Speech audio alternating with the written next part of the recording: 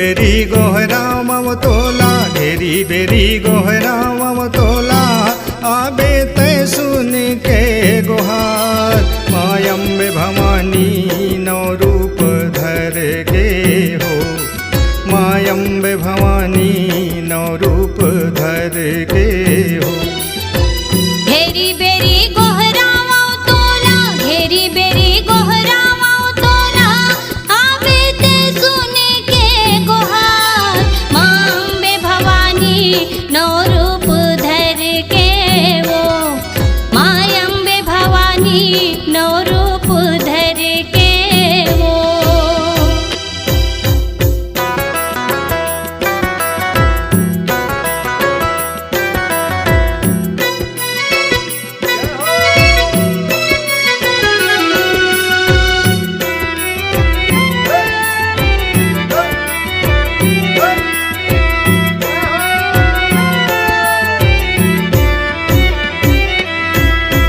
पहली रूपे शैलपुत्री, दूजे वैष्णवी माता, दूजे वैष्णवी माता भवानी, दूजे वैष्णवी माता।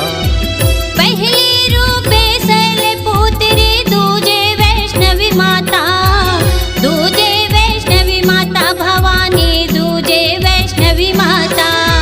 तीजे चंद्र घटा रूप धर के, तीजे चंद्र घटा रूप धर के, हर ले बेबी घन हमार। माय अम्बे भवानी नौ रूप धर के हो, माय अम्बे भवानी नौ रूप धर के वो।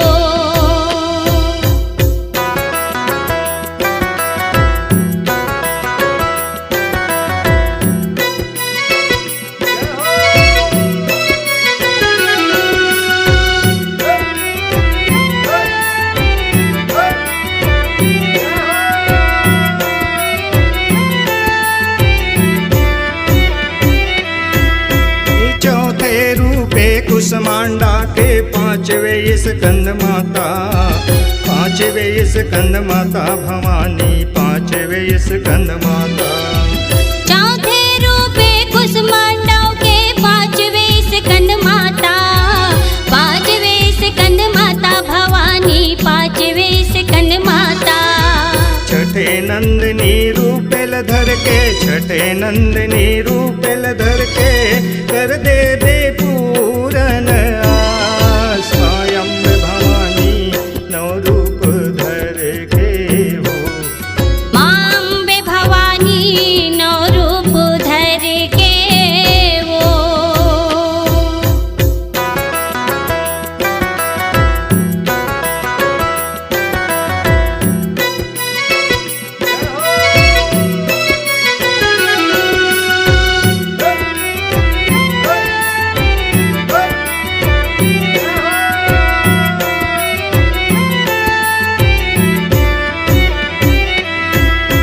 सातवें रूपे काल रात्रि, आठवें गौरी माता, आठवें गौरी माता भवानी, आठवें गौरी माता। सातवें रूपे काल रात्रि, आठवें गौरी माता, आठवें गौरी माता भवानी, आठवें गौरी माता। नवे सिद्धि रूप धर के माता, नवे सिद्धि रूप धर के माता, कर दे बेसिद्ध तय काज। माय अम्बे भवानी नौ रूप धर के हो, माँ अम्बे भवानी नौ रूप धर के वो। घेरी बेरी गोहरावम तोला, घेरी बेरी गोहरावम तोला, आबे ते सुन के गुहार। माय अम्बे भवानी नौ रूप धर के हो, माँ अम्बे भवानी नौ रूप धर के वो।